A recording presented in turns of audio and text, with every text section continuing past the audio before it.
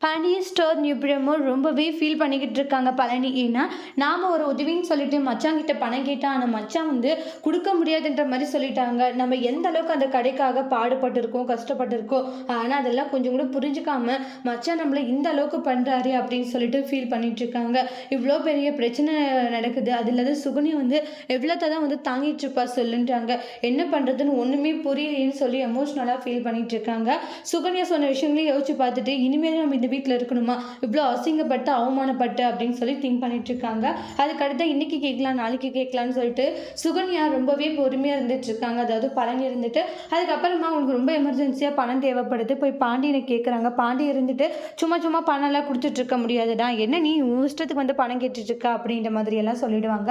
அப்ப பழனிக்கு ஒரு மாரி கஷ்டமாயிடுது. ஏன்னா, நம்மளுக்கு ஒரு கஷ்டம்னு கேட்கும்போது பணத்த குடுக்க மாட்டேங்கிறாங்களே அப்படின்ற மாரி ஃபீல் பண்ணிட்டு இருக்காங்க.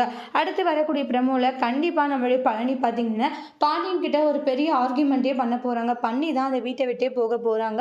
அடுத்து வரக்கூடிய ப்ரோமோல என்னெல்லாம் பிரச்சனைகள் நடக்க போது, அதெல்லாம் எப்படி அவங்க சமாளிக்க போறாங்க அப்படின்றத அடுத்தடுத்து வரக்கூடிய ப்ரோமோல வெயிட் பண்ணி பார்க்கலாம். இந்த வீடியோ உங்களுக்கு பிடிச்சிருந்தா லைக் பண்ணுங்க, கமெண்ட் பண்ணுங்க, ஷேர் பண்ணுங்க.